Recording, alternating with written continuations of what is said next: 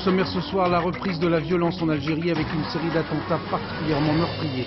Les suites de l'explosion de Londres, Scotland Yard se déclare extrêmement inquiet sur les risques d'un nouvel attentat de l'IRA.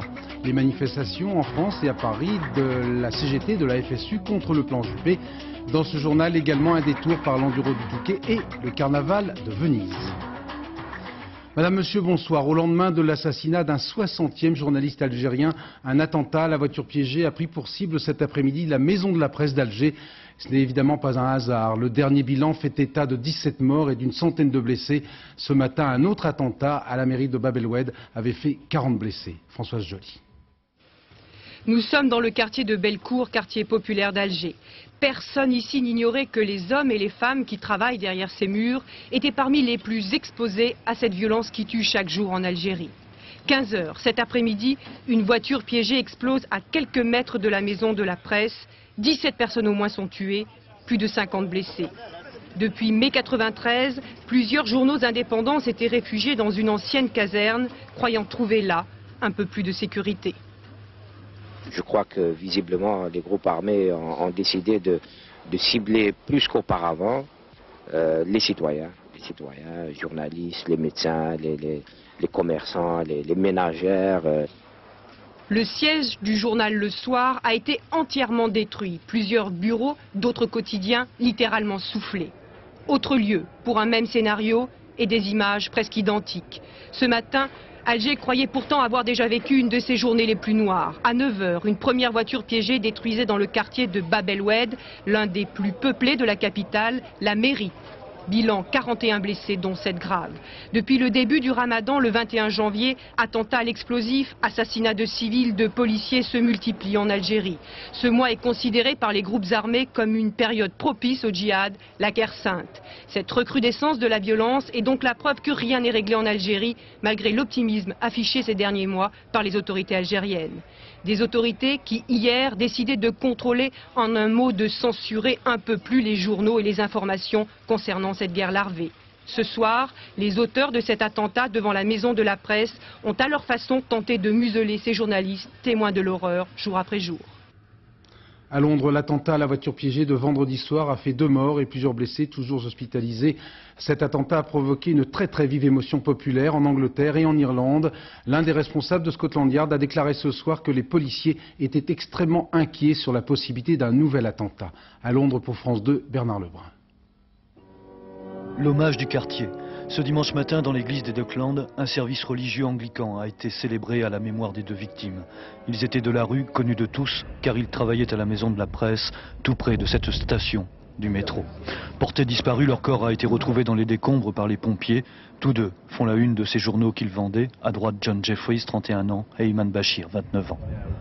En visitant les lieux de l'attentat, le ministre de l'Intérieur, Michael Howard, n'a pu que faire le constat de l'impasse. Le sang a coulé, la trêve est rompue.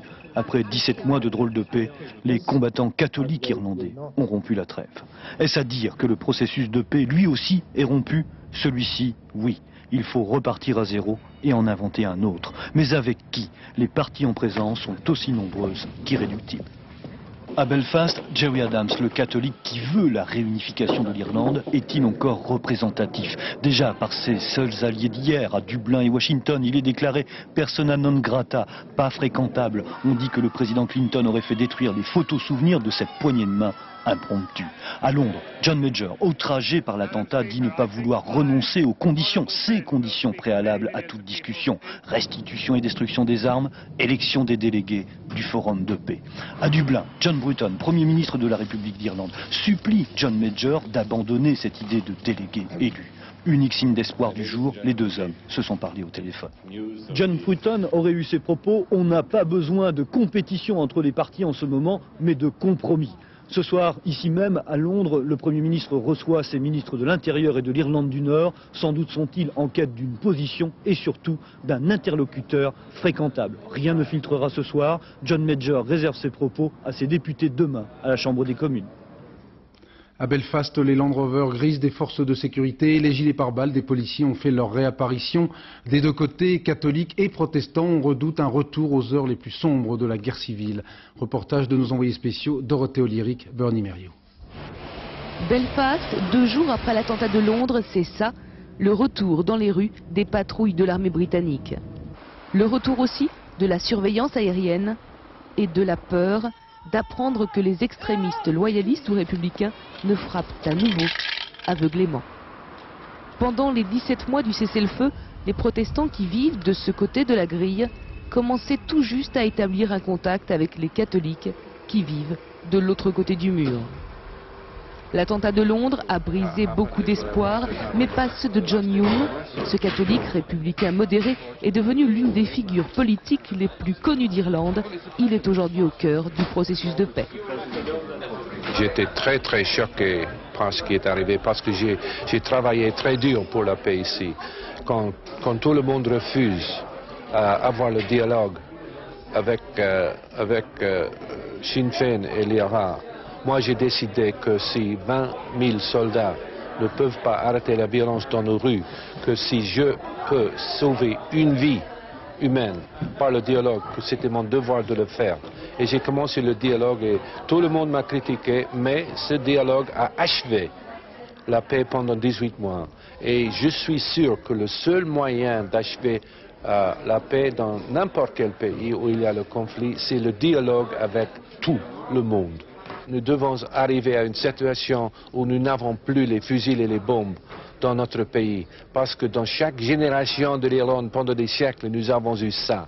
Le plus difficile sera de convaincre les protestants. Officiellement, ils affirment qu'il n'y aura pas de riposte militaire à l'attentat de Londres, mais ils refusent toujours catégoriquement de s'asseoir à la même table que ceux qu'ils appellent les assassins de l'IRA.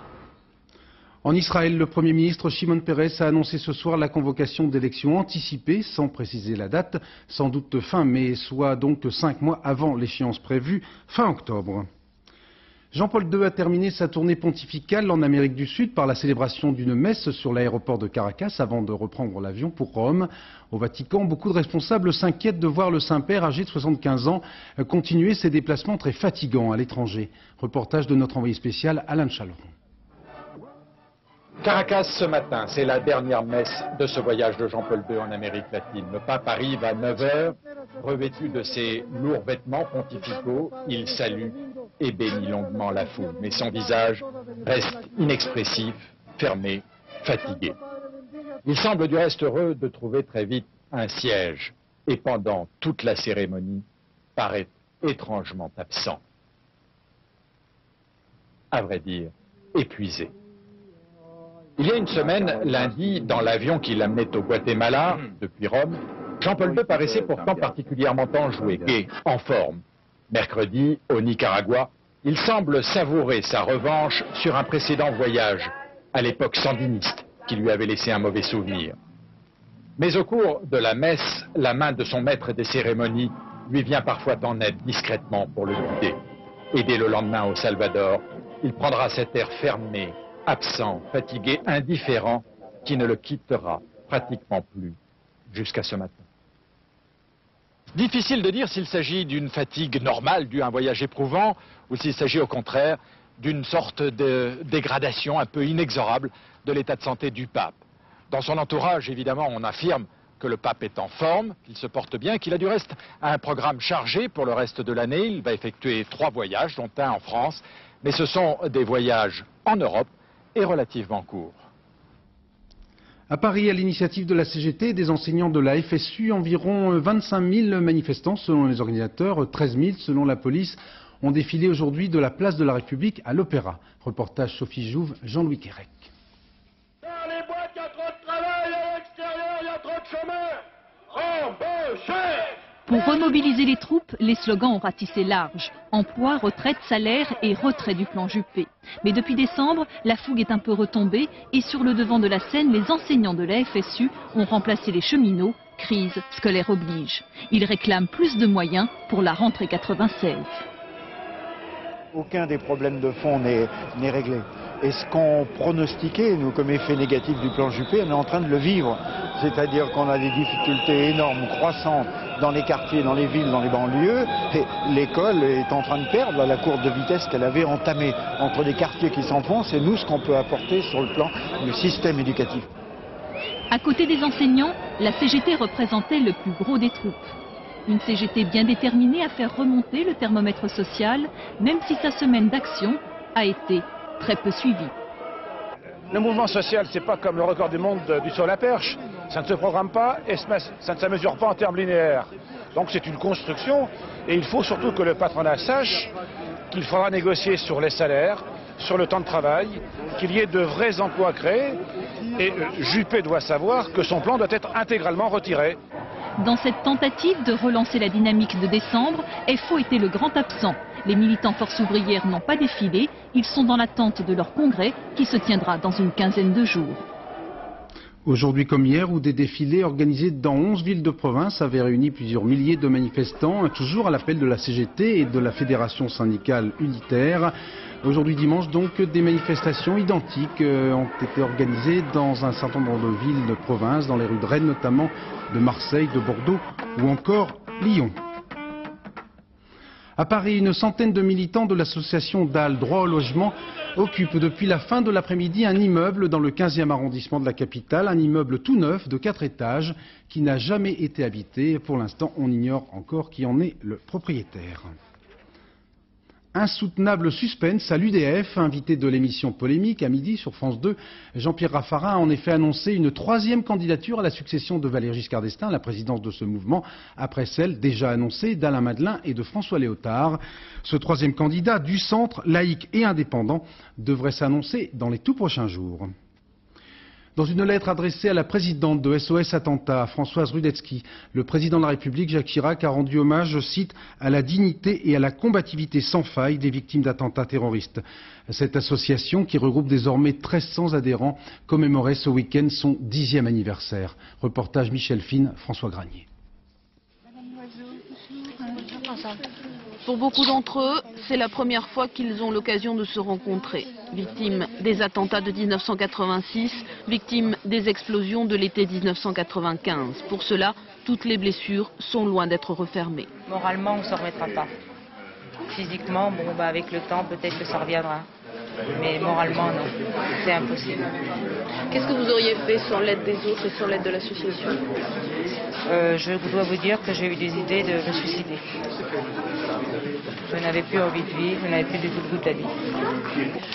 À toutes ces victimes, SOS Attentat a fourni l'indispensable soutien. Des papiers à remplir, aux procédures à suivre pour l'indemnisation. Pour Françoise Rudetsky, c'est le résultat de 10 ans de combat. On est parti de zéro. Il n'y avait rien. Aucune loi d'indemnisation, aucune prise en charge psychologique, aucun droit pour les victimes. Elles tombaient dans l'oubli. À l'époque, ils étaient 80 dans l'association. Aujourd'hui, ils sont plus de 2000. Parmi eux, Monique, blessée dans le RER Saint-Michel. Hier, elle est venue à contre-cœur avec la peur de rencontrer d'autres victimes. Vous avez besoin de quoi, vous ? Nous, dans mon point de vue association, moi je suis très bien. Moi j'ai un problème. J'aurais voulu que ça ne m'arrive pas tout simplement et que je ne sois pas ici aujourd'hui, c'est tout. Et comment on peut faire, comment l'association peut faire pour vous aider ? Rien, je crois que c'est moi qui faut qu'il m'en sorte. L'association fait le maximum. Comme tous les autres, Monique aujourd'hui le sait, seul le temps sera capable de guérir ses blessures. Où l'on reparle de la violence à l'école, beaucoup de collèges qualifiés de difficiles souhaitent être classés en zone d'éducation prioritaire. Ces ZEP permettent en effet d'obtenir plus de surveillants et surtout des moyens supplémentaires pour les enseignants. Exemple, le collège Molière à Ivry-sur-Seine, où en 8 ans, l'équipe enseignante a réussi une véritable performance, mené 81% des élèves au BEP, et cela dans le calme et la sérénité. Reportage Marie-Pierre Farkas, José Boulestex. 7h55, le face-à-face entre Alain Lévy, 20 ans de carrière, dont 10 en zone sensible, et ses 500 élèves dont les conditions de vie sont suffisamment difficiles pour que l'Académie accorde depuis 8 ans à leur collège des moyens supplémentaires. Madame Hébert, il doit y avoir un problème de RER, je pense. 8 heures rentrées presque calmes, la journée du principal commence par une drôle d'affaire. Je l'ai pas tapé. Ah bon? Alors on m'a téléphoné de son foyer pour me dire que tu l'avais tapé et qu'à cause de toi il est terrorisé, il n'ose plus venir au collège? Non. Je lui ai dit j'ai pas pris ta carte orange, je lui ai demandé un peu, je lui ai dit j'ai pas pris ta carte orange. Mais c'est pas lui qui nous a dit que tu l'avais pris, c'est d'autres personnes qui t'ont vu le faire. Démêler le vrai du faux avant que s'installe un véritable climat de terreur, c'est la technique maison. Pour tout savoir, tout comprendre, Alain Lévy joue de sa voix grave, son adjointe a des méthodes plus maternelles. Je sais que ça va finir très très mal, tout ça. Mais c'est pas moi qui ai pris sa carte orange. Bon alors qui c'est? Je sais pas. Ah bah si. Bon bah tu continues à réfléchir, hein. Après 2 heures de réflexion, Kamel finit par se souvenir que la carte orange est tombée par hasard dans son cartable. L'incident est clos. Ici à Molière, il n'y a pas de règlement, mais un contrat signé entre le collège et l'élève qui définit les droits mais aussi les devoirs de chacun. Ici, les profs travaillent en équipe, ils se connaissent depuis longtemps.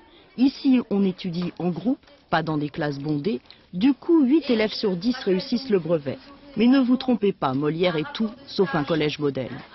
Les anciens élèves en prison, nous en avons, des problèmes de vol, d'aller un peu plus loin que le larcin, même de tentatives d'organisation de malfaiteurs au sein de l'établissement, nous le rencontrons. Le reste, c'est que tous les élèves passent en seconde, quand les élèves se disent, bon, pour moi, cette réussite est accessible, eh bien, ils sont beaucoup moins violents en milieu scolaire que quand ils se disent, bon, bah, de toute façon, tout est perdu de toute éternité.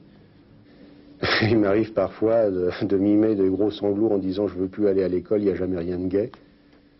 Mais quand on prend un peu de recul, on s'aperçoit qu'on a eu des enfants qui étaient en situation extrêmement grave et qui, quelques années après, s'en sont sortis grâce à l'aide qu'on leur a apportée. Et ça, c'est un réel réconfort. Le réconfort, c'est de voir la génération rap se plier aux règles de Jules Ferry. Des professeurs en paix parce qu'ils ont les moyens d'enseigner. Une équipe dirigeante qui, derrière son air sévère, a du mal à cacher son amour des enfants. C'est une course contre la montre de plus en plus angoissante qui se déroule actuellement sur l'île d'Hokkaido au Japon, où les équipes de secours tentent désespérément de se frayer un chemin pour libérer les 20 occupants d'un autocar enseveli dans un tunnel. Bertrand Coq. Ils n'ont déjà plus d'espoir, ces Japonais. Plus d'espoir de revoir en vie les membres de leur famille piégés dans un tunnel sur l'île d'Hokkaido par l'éboulement d'un énorme rocher. 70 mètres de haut, 40 de large, 50 000 tonnes de pierres qui ont crevé le plafond du tunnel, ensevelissant un bus et une voiture particulière. Dans l'autocar, il y avait 19 personnes, dont 8 enfants, des écoliers de 12 à 17 ans. Le drame s'est produit samedi matin. Depuis, toutes les tentatives de dégager les victimes ont échoué. Les artificiers de l'armée ont bien tenté de faire sauter le rocher avec de la dynamite.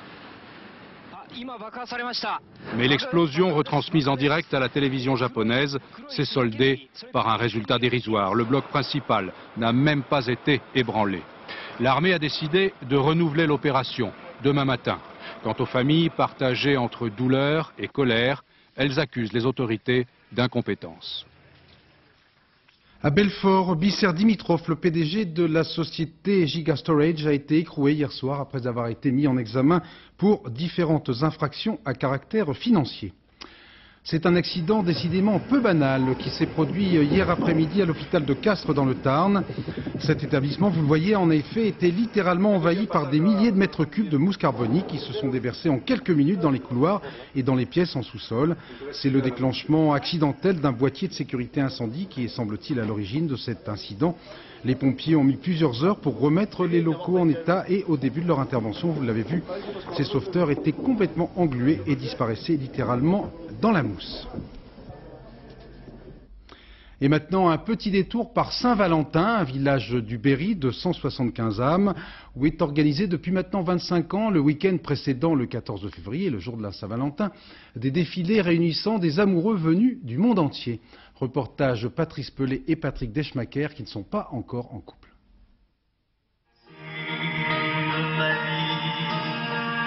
Je t'ai fait le serment que ce lien tiendrait jusqu'à la fin des temps.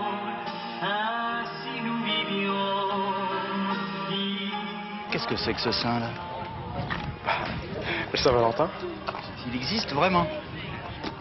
Eh oui, le Saint-Valentin de la ville de Saint-Valentin, tout ça, ça existe, c'est dans l'Indre. Aujourd'hui, dans un long cortège, tous ces amoureux ont affiché leur amour.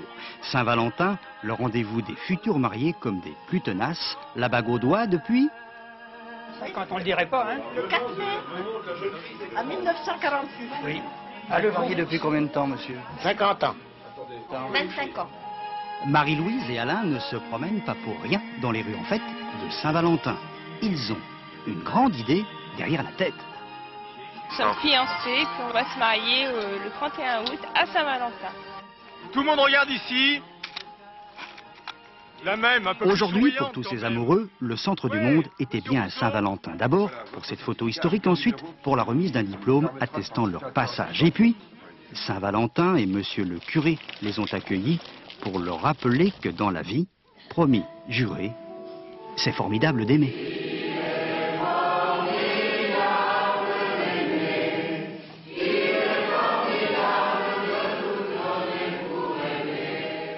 Voilà, que vous soyez ou non amoureux, je vous propose maintenant de découvrir la plus petite station des Alpes-Maritimes, sinon de France, Camp d'Argent, dans la vallée de la Vésubie.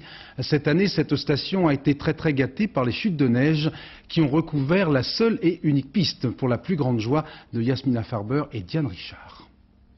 Sur la piste de Camp d'Argent, certains préfèrent parfois monter plutôt que descendre pour débuter la journée. Elle commence à peine et ça va être très dur, je le crains. Parce que ça fait des années que j'ai pas skié. Que madame se rassure, la journée sera dure pour tout le monde. Mais au moins au col de Turini, personne n'a de complexe, les 2 km de descente sont tout à fait conseillés pour les débutants. Une ambiance familiale très appréciée, certains ne tarissent pas d'éloges et vantent les qualités de la station aussi bien qu'à des clients touristiques. C'est assez grand et assez petit, c'est très bien. Très bien. Parce qu'on peut venir avec les enfants, on risque pas de les perdre, c'est très bien. On peut faire le circuit de l'Othion en raquette ou en ski de fond. Puis c'est un endroit, on vient aux champignons à l'automne, c'est la haute montagne et on a la mer et la montagne. C'est génial. Monsieur a gagné un forfait gratuit. Il pourra emprunter l'un des 3 téléskis qui mènent à différents niveaux de la piste. Tout en haut, à 1900 mètres, elle est classée noire, l'espace de 2 virages. L'angoisse pour ceux qui se sont trompés de fil. Je ne sais pas si je vais descendre avec les skis ou à pied. À pied, le paysage est tout aussi grandiose. Nous sommes dans le parc du Mercantour. La station existe depuis 30 ans. Elle est autonome et survit sans subvention. Ce n'est pas rentable. C'est très difficile à vivre. Mais enfin, on est content de la faire marcher. Hein. On est un groupe de copains. Là, on la fait marcher. Vraiment, vous voyez, ça fonctionne bien. Hein. Car le Camp d'Argent gère 2 richesses, sa piste et son folklore. Hop là, ouais. Voilà. Allez, on repart. Pas de chute pour l'équipe de France reçue 5 sur 5 en Coupe Davis. Les hommes de Yannick Noah ont en effet éliminé les Danois par 5 victoires à 0. Au prochain tour, ils rencontreront les Allemands et ça sera une autre paire de raquettes.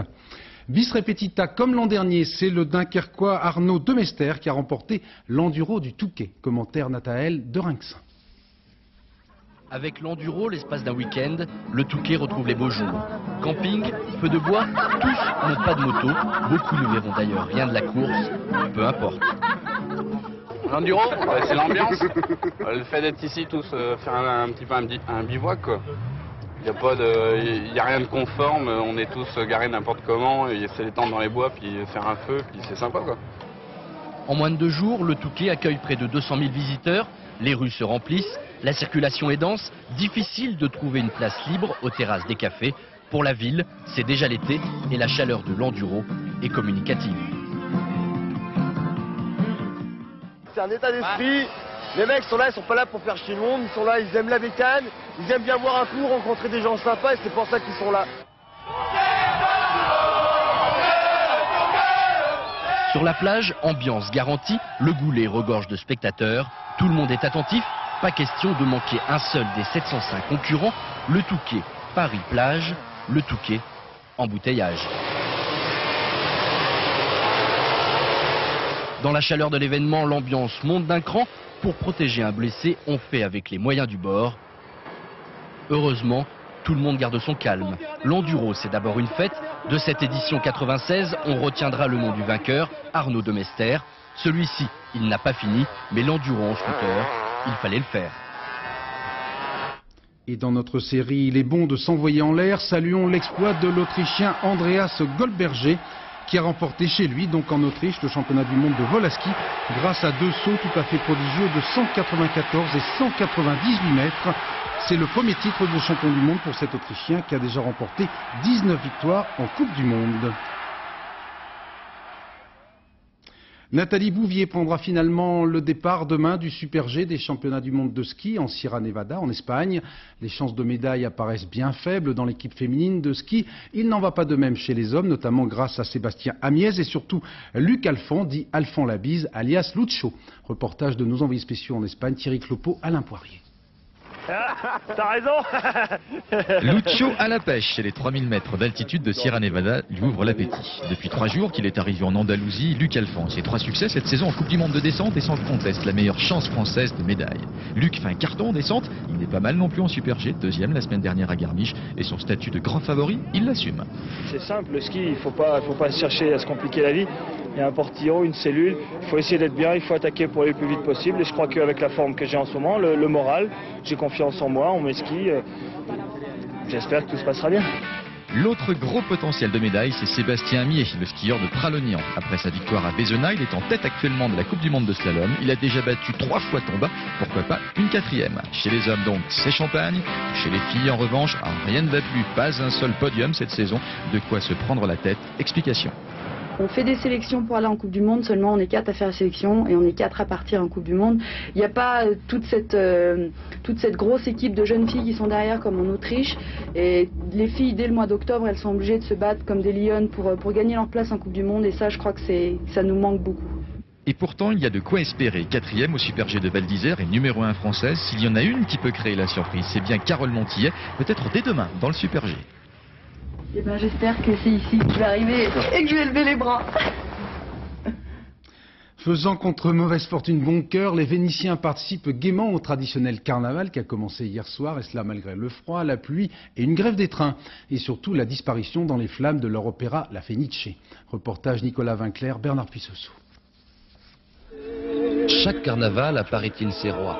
Loin de l'agitation de la place Saint-Marc, dans ce palais, vit l'un des grands excentriques de Venise, une figure emblématique du carnaval. Mesdames, Messieurs, vous êtes ce soir l'invité du comte Emilio Targhetta. Il aurait aimé vivre de fastes et de fêtes, mais ce n'est pas un métier que d'être un fêtard et un esthète. Alors, comme il fallait gagner sa vie, il fut pendant 15 ans le gentilhomme du duc de Gênes. Ça fait bizarre, un gentilhomme au XXe siècle. Aujourd'hui, à 80 ans passés, libre comme l'air dans son palais sur l'eau, le comte Targhetta nous ouvre son cœur et ses placards. Regardez, voici sa botte secrète. Dites-moi, monsieur le comte, c'est très impressionnant. Vous avez combien de costumes comme cela? Entre 50 et 60. Je ne les ai jamais comptés. En partie, je les ai fait moi-même. En partie, c'est le costumiste de l'Opéra de Monte-Carlo. Dites-moi, en période de carnaval, vous vous changez régulièrement? Oui, 3 fois par jour pour tout le carnaval. À Venise, voici ce que l'on voit des fenêtres des taxis. Puisque rien n'est comme ailleurs, c'est une chose des plus normales que d'être excentrique.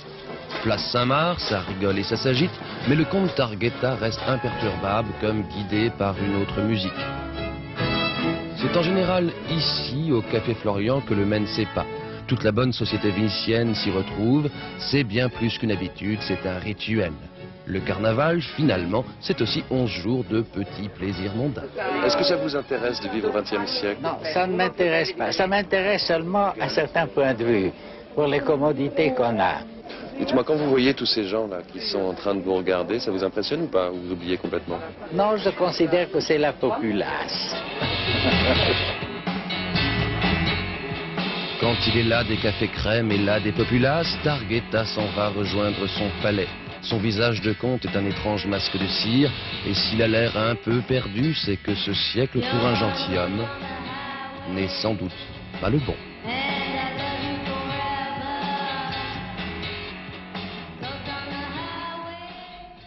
Au Brésil, le tournage quelque peu mouvementé pour le tout dernier clip vidéo de Michael Jackson, réalisé par Spike Lee. Commentaire Thierry. Michael Jackson avait trouvé un lieu branché, original, de quoi étonner tous les top 50 pour son nouveau clip, un bidonville de Rio. Titre du clip, il ne s'occupe pas de nous. Mais quand Michael, grand cœur, veut faire du social, le gouvernement brésilien, candidat aux Jeux Olympiques de 2004, fait savoir qu'il se serait bien passé de cette publicité. De plus, la rumeur affirme que le prince charmant chantant a dû négocier sa venue avec les trafiquants de drogue locaux. Avant même que les 200 tambours de la Samba Olodum ne résonnent, sa venue faisait grand bruit. Dran toujours, le réalisateur du clip, Spike Lee, affirmait dès son arrivée que le Brésil est une république bananière. Mais avec un petit prince aussi têtu, charmant et fortuné, tout s'est arrangé. Fans excités, force de l'ordre dépassée, Michael bouleversé, sautillant à la vue de tous ces petits et grands si charmants. Comment ça s'est terminé? Mais comme tous les contes de fées, le petit prince s'est envolé. Maintenant, c'est l'affaire de l'oncle Picsou. France 2 retransmettra demain à partir de 20h50 la 11e édition des Victoires de la musique. 18 catégories seront récompensées à la suite d'un vote d'un jury composé de 3000 professionnels de la profession, comme l'on dit.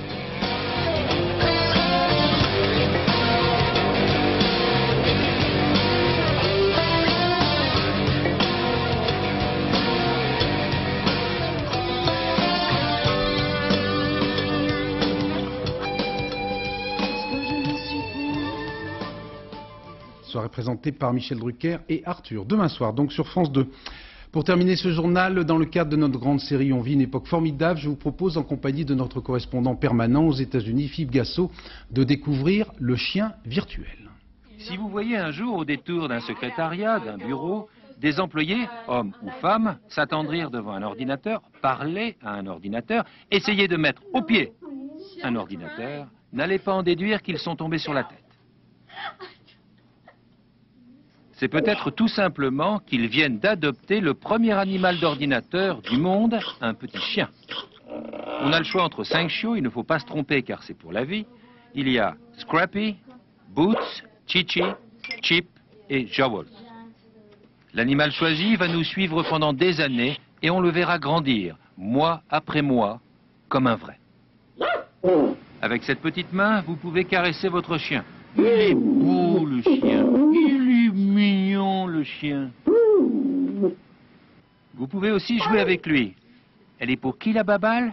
Tiens la baballe. Oh, elle est belle la baballe. Oui, oui, ça c'est une baballe.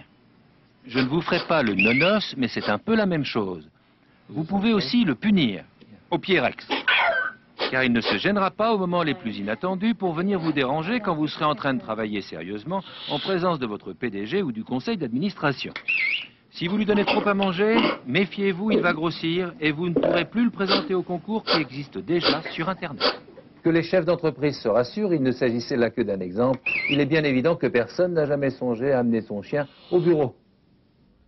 Après Uranus et l'univers de Marcel Aimé, Taratata avec l'excellent Florent Pagny, un peu avant minuit, le dernier journal, en compagnie de Florence Daucher. Dans un instant, la météo de Nathalie Réoué avec un avis de fort coup de vent sur la Manche et sur certains reliefs et le retour demain de la pluie. À 13h, vous retrouverez Patrick Chen et j'aurai le plaisir de vous retrouver demain à 20h. Excellente soirée, merci.